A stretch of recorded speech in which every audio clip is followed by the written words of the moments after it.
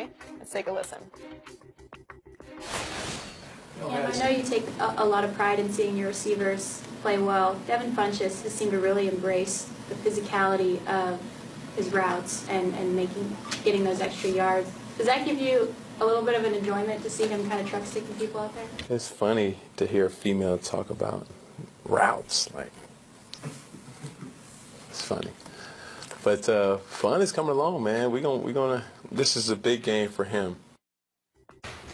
The Panthers beat writer Jordan Rodriguez tweeted, "I don't think it's funny to be a female and talk about routes. I think it's my job." She also said that she talked to Cam after the press conference, and he did not apologize. The NFL issued a statement and said Cam's comments were, quote, wrong and disrespectful. Shannon, what's your reaction? I'm disappointed. It feeds into a old, outdated stereotype that women shouldn't be in a male-dominated field like reporter. And how is she qualified to ask a football question to a professional athlete?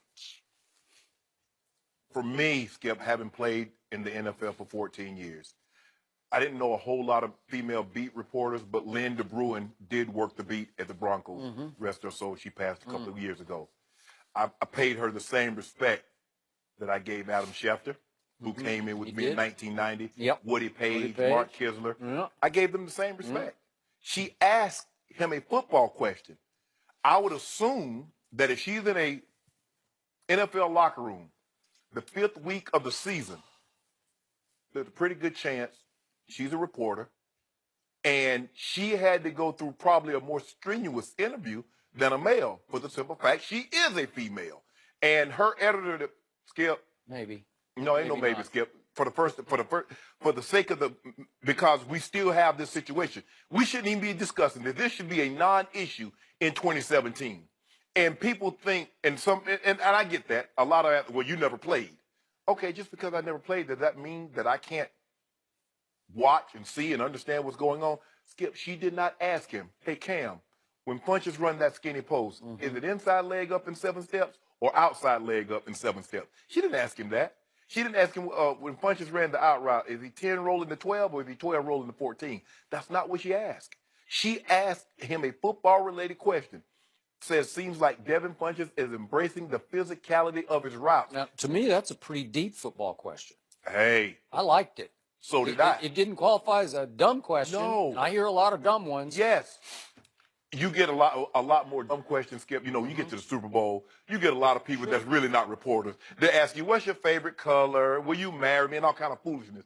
But I would think during the regular season, Skip, it's more, these are people that cover the sport. This young lady and the gentleman that are beat writers, they cover on a day-to-day basis. So, and Cam should be familiar because if I'm not mistaken, she mentioned that she introduced herself to him last year when she started. And Cam still didn't know her name. But that's neither here nor there. You don't have to know everybody's name.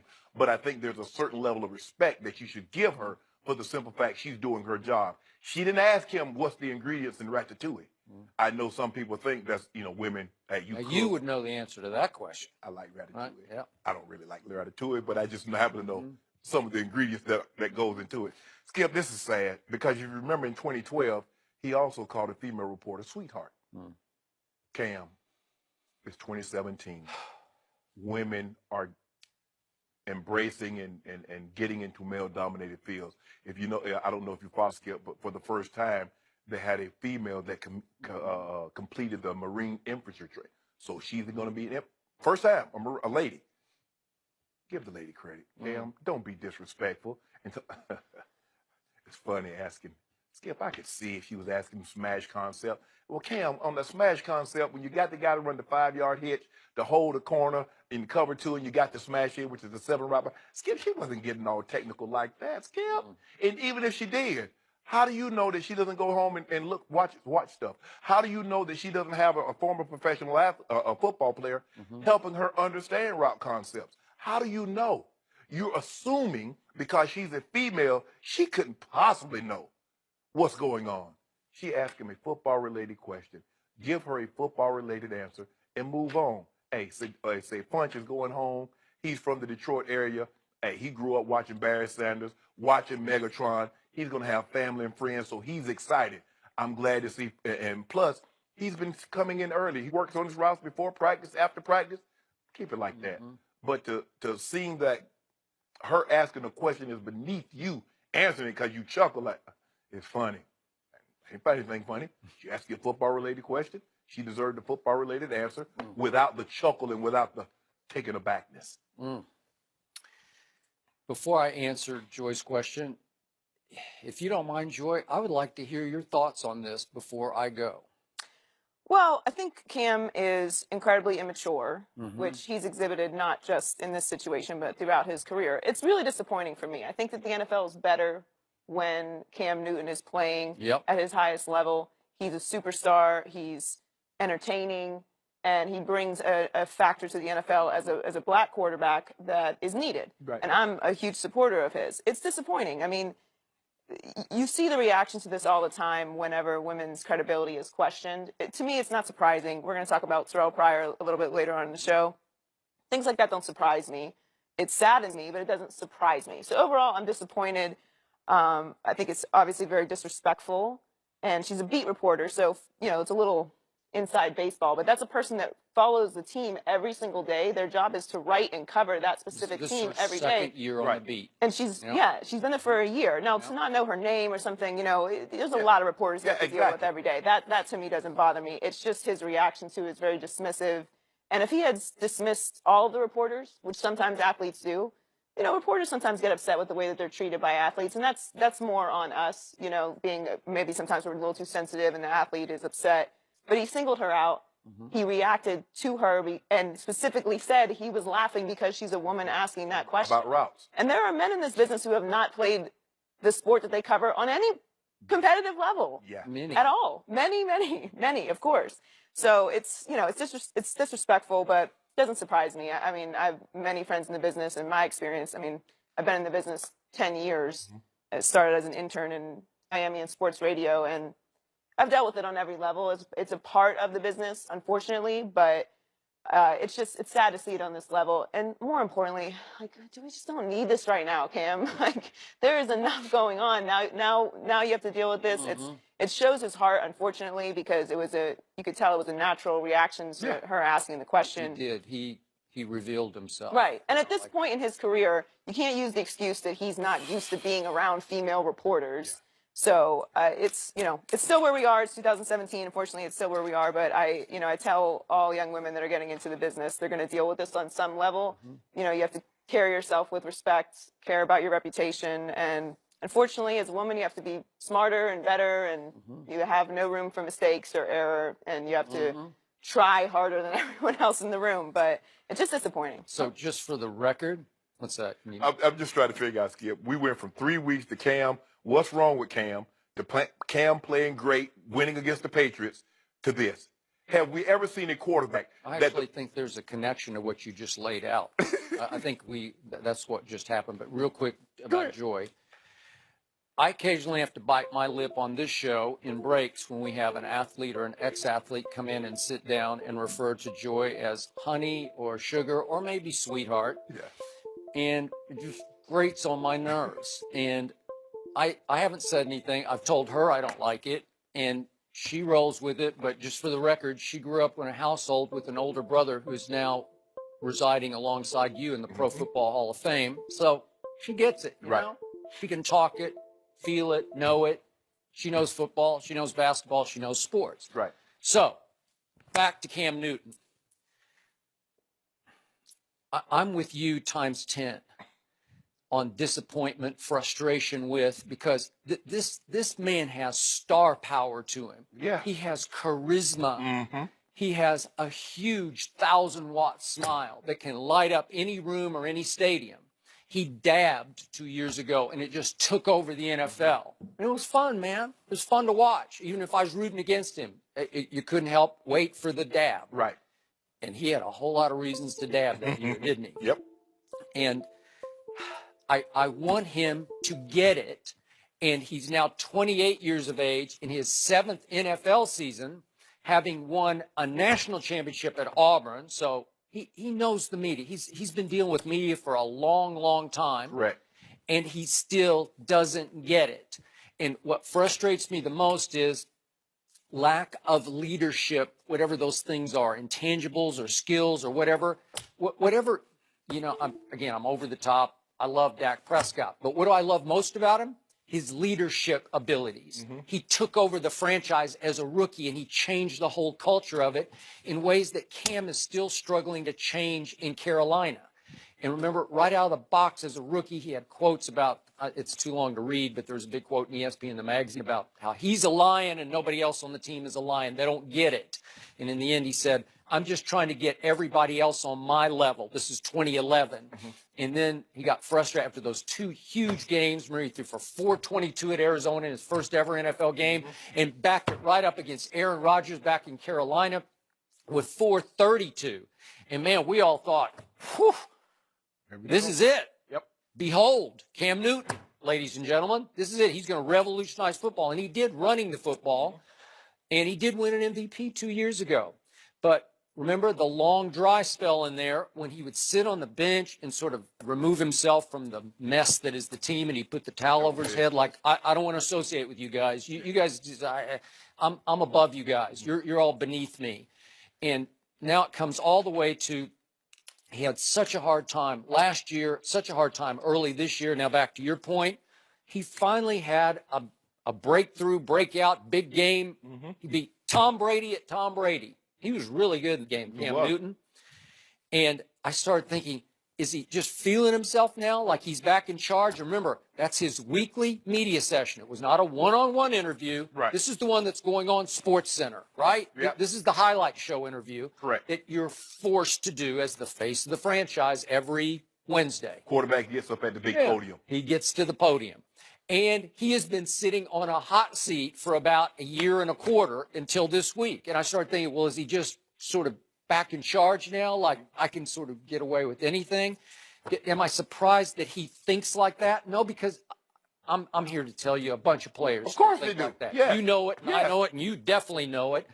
But I'm just shocked that he would say it publicly. So, especially in front of the group. Right. It wasn't just like he sat down with her one-on-one and she asked him a football question and he started laughing just between the two of them. Correct.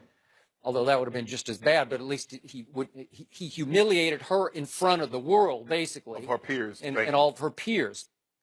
And I thought, does he have a bone to pick with her because maybe she's been too critical of him over this long dry spell dating back to the post-Super Bowl? Obviously they lost the game, and then he had the big negative press conference, which I didn't have any problem with, but a lot of people did.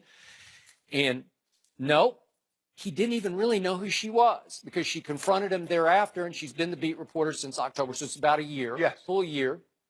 And she questioned him about why he would speak that way to her. And then she asked him, according to Scott Fowler, who writes a column for the Charlotte Observer, in the end, do you know my name? And he said, no, I don't know your name. I don't know who you are. And it's just hard for me to believe that the face of the franchise, because Shannon Sharp would be media savvy, but again, you got it. You knew how to play the game off the field. But they trap skill. You have to. They're on the when you travel to go out of town. Yeah. Those beat writers are on the plane with you. Sometimes, not always, but sometimes. Well, I was always on. You didn't travel with the team? A couple of times I did, only because it was to Green Bay and I couldn't get to Green Bay. Okay. It's just too hard to fly there. So those are the only 2 times I ever went on the plane. But occasionally that would happen. But for the most part, Kiz and Woody and Adam Schefter, those guys, they travel with us. Okay, all right. So the point is, if you're the face of the franchise, you should. They're important people to you. You should have some rapport with them. And I assume she's tried to interview him one-on-one before. Right. I assume, and he just blanked her out. And so, again, he didn't seem to have any bone to pick with her. No. There's no negative because he didn't even know who she was. Right. So now we're back to Cam Newton. After his big new breakout game, he's back. And he's back to doing this because I'm going to bring this up.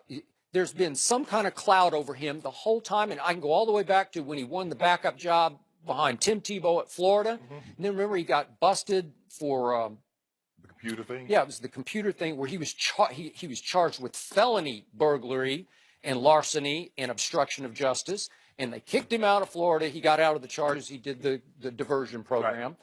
And he went to Blinn Junior College and won a national championship. And he goes to Auburn and wins a national championship. But it's always something with his father at Auburn. Then all the stories came out was he paid off the father to go to Auburn. It just seems like some cloud is always hanging over Cam. And I don't get it because he has so much, to your point, he's so important to the league. And this is, it's just shameful that this is the kind, remember, I came up in the 1970s.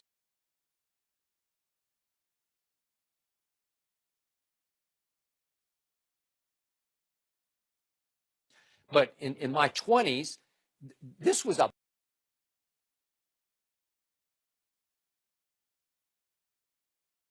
battle for women just to get into the locker room. Yes. And so many players and players' wives said, no, you can't go in there where so many wives were complaining because the husbands are in some stage of undress, as you know. And when I was with the Cowboys back in the late 70s, they finally decided, okay, let's have an interview room across from the locker room. Right. So when the defense comes over, they'll be in robes because they just took their pads off. And then the offense will come over dressed to the nines because they had time to take a shower. Right. But everything has to be over there. And it was all so the women wouldn't go in the locker room. Right. But we're all on deadline, so that delayed everybody. It just took forever. And a lot of the players would duck going across the hall of the interview room, especially after a loss. Right. So the best way to do the job is you have to go straight in the door after the 10-minute cooling off period, right?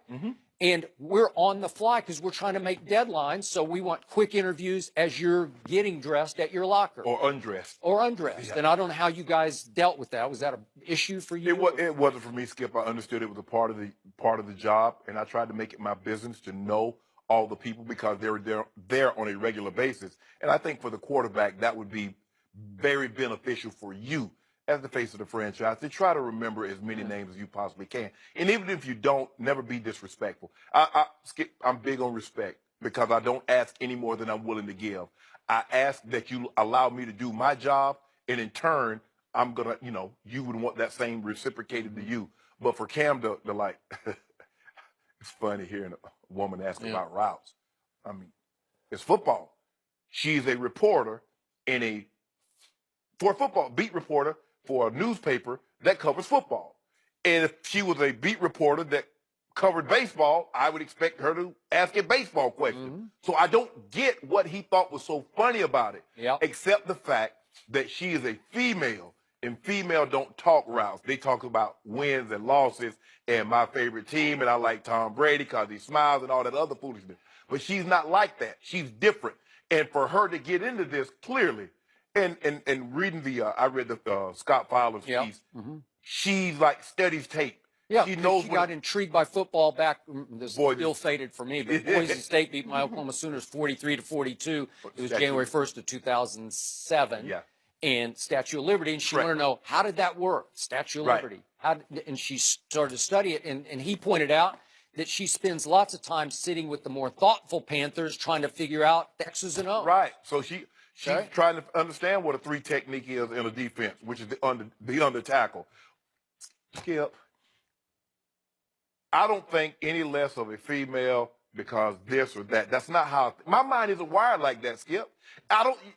If a reporter came to me and said, "Well, Shannon, what coverage was that?"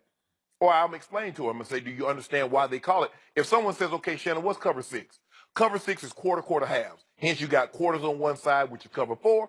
Cover 2 on the back side, which is 2. That's why you get 6. And then if you say 6 kick, that means the roll corner, with the cover 2 side, he's going to press and force you to release. Now, if she would have asked that, I was like, "Ma'am, come on, you need to come on up here. We need to hire you." But if she wants to be that thoughtful, she wants to take time because she doesn't have to do that. If she wants to take her time, she's willing. Yeah. Because a lot of people, Skip, hey, let me write my little story. Well, Cam needs to understand she's not his biographer. She's not supposed to write warm and fuzzy stories about him. She's there to do a job. Write about what you see, ask football-related questions, and you answer them to the best of your ability. I don't really think football-related questions are beneath my dignity. No. I don't care who asks them. So here's the final painful PR irony of everything that just happened. Nearly half the humans who watch pro football are female humans. Yeah. Aha. Well, wonder how that plays among all those female NFL fans. Not very well. I just want Cam to get it. I just want him to get it because I know he's smart. He's funny, and I know his dad a little bit. His dad went to Savannah State, graduated a couple of years before I did. Once tried out for the Dallas Cowboys, but go ahead. I just want him to get it. Yep. I just don't know. You would think by 28, I think we've seen enough that he's not going to get it. It's unfortunate. No. I mean, like I said, it doesn't surprise me. We have zero tolerance for racism. Anytime someone does anything racist, we call them out on it because that's the only way that you institute change. It's the same way with sexism. And nobody's overreacting. Nobody's being PC. Trust me, if women complained every time someone was sexist to them in this business or any male-dominated business, we would never get any work done. So just wake up a little bit, Cam. Yeah, exactly. A little bit. Will LeBron win another MVP award this season? We'll discuss that next.